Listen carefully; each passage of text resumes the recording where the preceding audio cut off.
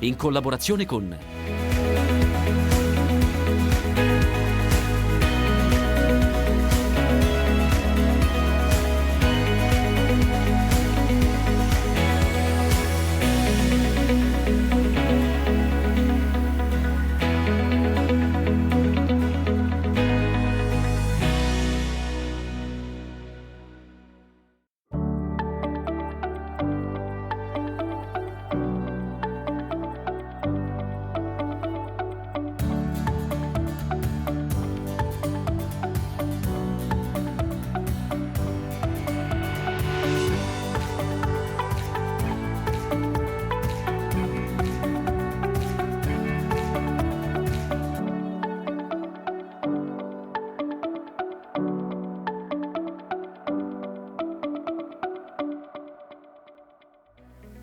Puntata di questa settimana, protagonista assoluto mi sembra che sia evidente il pomodoro o i pomodori. Pomodoro in cucina, ma non solo. In campo e nelle varie declinazioni, non solo di colori ma anche di trasformazione, e quindi ci ha ospitato una nota azienda che trasforma il pomodoro. Parleremo a 360 gradi di questo prodotto, appunto come dicevi, in cucina, ma anche le prospettive future in campo, dove l'innovazione varietale e l'innovazione industriale la fa da padrona. Bene, quindi parleremo di tutto questo, gli ospiti saranno tantissimi, una parte in talk, una parte in cucina, poi dopo qua però ci ritroveremo tutti.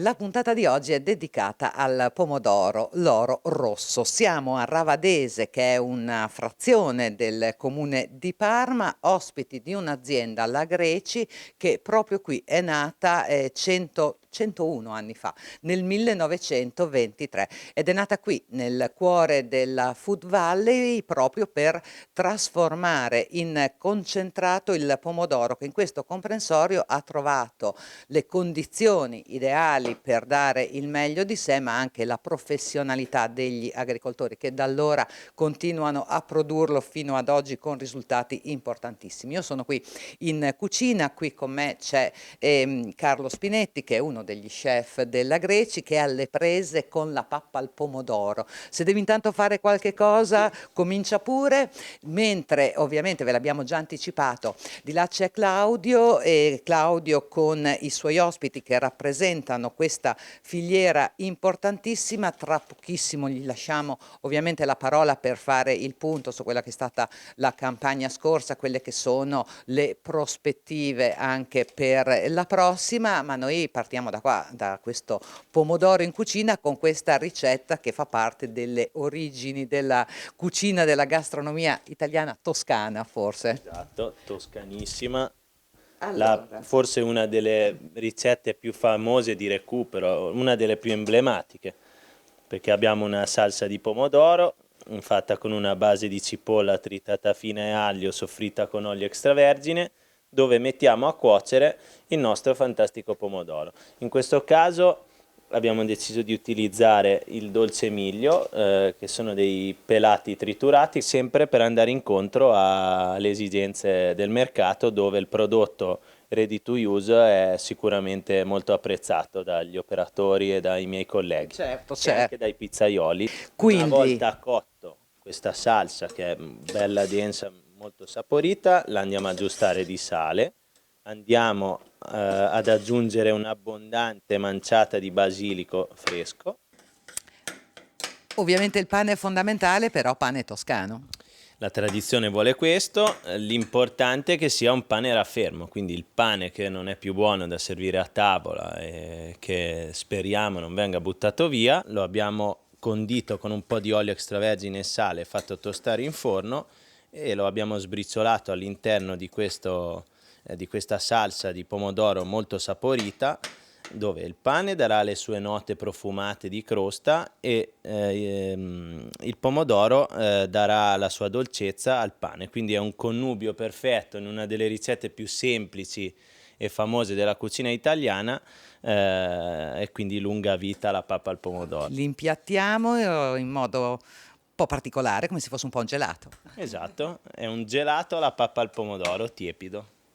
Vado a mettere una vela di pane sempre toscano croccante, un filo di olio extravergine d'oliva,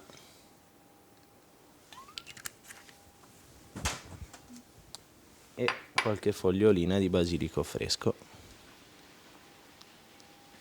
Benissimo, io direi che su questa immagine, Claudio, cosa facciamo? Ti diamo la linea perché noi abbiamo visto il pomodoro in cucina, una prima ricetta, poi ne vedremo altre e tu invece ci devi parlare d'altro, di come sta andando questa produzione importantissima per la nostra agricoltura. Linea Claudio. E mentre Elisabetta sta esplorando la versatilità del pomodoro in cucina con lo chef Spinetti, noi diamo uno sguardo alla produzione di questo prodotto, questo pomodoro che è molto importante a livello nazionale, ma soprattutto anche a livello dell'Emilia-Romagna. L'Emilia-Romagna che produce un 70% di quello che è il distretto del nord Italia, ma se facciamo uno sguardo a livello globale, il pomodoro ha delle valenze altrettanto importanti. Pensate che il primo produttore a livello mondiale sono gli Stati Uniti, seguiti dalla Cina e poi in terza battuta l'Italia. Il World Processing Tomato Council, cito questo perché recentemente si è conclusa Tomato World, la rassegna dedicata al pomodoro industria alla Fiera di Piacenza, stiamo parlando di una produzione di quasi 45 milioni di tonnellate nel 2003, quindi con un incremento molto importante. Addirittura la California ha fatto un più 21% e la Cina un più 29%. Bene, questi dati a livello globale, a livello territoriale, insomma, l'Italia è divisa in due, dove c'è un distretto del nord con alcune regioni, tra cui l'Emilia-Romagna, ma anche il Veneto e la Lombardia. Stiamo parlando di 28 milioni di tonnellate come distretto del nord, altrettante un po' meno il sud, anche se come superfici ha investito qualcosina in più. Bene, ma adesso vi presento gli ospiti che sono qua al mio fianco. Sono Tiberio Raboni, presidente dell'UI Distretto del Nord, del Pomodoro del Nord, Michele Bertoli, che è il direttore di Asipo, una delle organizzazioni di produttori che rappresenta una fetta importante non solo del pomodoro, Achille Ghisoni della Greci che ci ospita in questo incontro e Davide Previati che è tecnico di Asipo. Presidente Raboni, io ho detto prima una fesseria, ho parlato di 28 milioni di tonnellate, in realtà sono 2,8 milioni di tonnellate, quindi una fetta importante perché rappresenta poco più del 50% del prodotto nazionale, l'altra metà la produce il sud, con anche un impegno in termini di superfici minori. Allora, quest'anno è stato un anno particolare che insomma vede impegnati, ha dato soddisfazione, no? Quest'anno in termini generali l'annata, un'annata che è stata caratterizzata anche con un clima particolare, però alla fine la produzione c'è stata, il grado BRICS ha dato soddisfazione e credo anche a livello economico i produttori insomma siano soddisfatti da questo punto di vista. All'orizzonte, e qua entriamo anche nel prodotto trasformato, abbiamo paesi come la Cina che sono molto aggressivi, aumentano il loro export, lo dicevamo prima. Cosa si può fare intanto come distretto, no? Voi fate gruppo, quindi anche in questo caso con le industrie cercate di arginare questa invasione, no, della Cina che è un colosso dal punto di vista produttivo. Beh, diciamo intanto che la campagna 23 è andata bene in generale con un'eccezione, non è andata bene nella provincia di Ravenna e neanche in quella di Ferrara che come è noto sono state drammaticamente colpite dagli eventi alluvionali e dalle piogge ininterrotte di maggio. Il dato complessivo però è quello che ci è stato ricordato. Nel 2023 è aumentata anche la produzione nel mondo di pomodoro da industria, più 15%.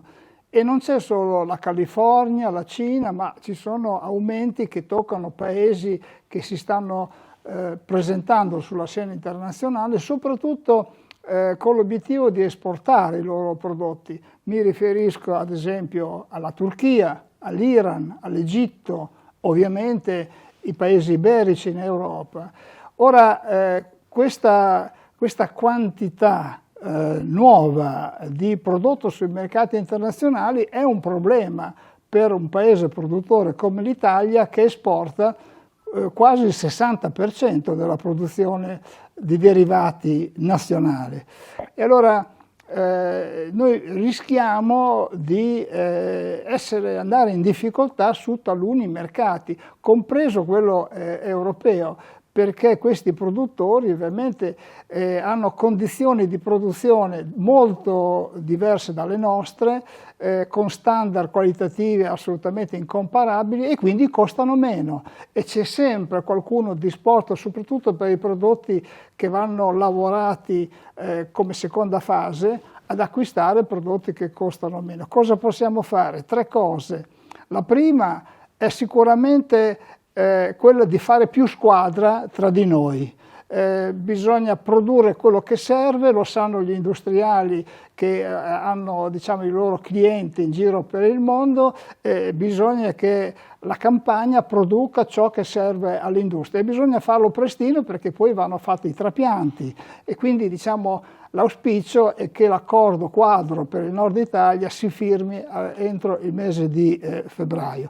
La seconda cosa, bisogna far capire al consumatore italiano, europeo e internazionale che la qualità del prodotto italiano è tutta un'altra cosa rispetto a quello che viene da questi paesi nuovi produttori. Qui si rispettano le regole dell'ambiente, si rispettano le regole del lavoro, c'è un'etica, le cose si fanno in modo trasparente e in modo corretto. Sono valori, perché se un prodotto è fatto bene rispetta sì l'ambiente, rispetta il produttore ma anche il consumatore. E la terza cosa, bisogna almeno in Europa far valere la regola della reciprocità. Non può succedere il paradosso che sta succedendo, per cui prodotti realizzati fuori Europa con l'utilizzo di pesticidi che in Europa sono vietati, con lo sfruttamento dei lavoratori, con paghe irrisorie, eccetera, entrano in Europa e si confrontano con i prodotti fatti in Europa sulla base di regole imposte dall'Unione che vogliono ambiente, diritti e quant'altro, o l'uno o l'altro, cioè o valgono per tutti o valgono per nessuno. Quindi noi cosa chiediamo? Che il Parlamento europeo e l'Unione Europea emani una direttiva dove c'è la reciprocità. In Europa si vendono i prodotti che rispondono agli standard previsti per i produttori europei e questo credo sia un aiuto importante. Chiarissimo, parleremo anche del cambiamento climatico. Ghisoni, un minuto per un po' fare, solamente per dire 2 parole su quello che ha detto Rabboni. Fare squadra, un minuto prima della pubblicità. Sì, attualmente secondo me il nostro ambiente è un esempio di quel che sta succedendo in positivo. Qua, per effetto di questa filiera che si è fatta, che oramai è già attiva da parecchi anni, c'è l'esempio, c'è una massima collaborazione, quindi vengono decisi prima delle semine, prima dei trapianti, le superfici da coltivare, quindi i quantitativi e il prezzo. Questo qua sono gli accordi di filiera che in questi momenti particolari di cambiamenti climatici, di problematiche varie che ci sono nel settore agricolo, sono elementi fondamentali per il futuro dell'agricoltura. Grazie Ghisoni, andiamo in pubblicità, ci troviamo tra un po'.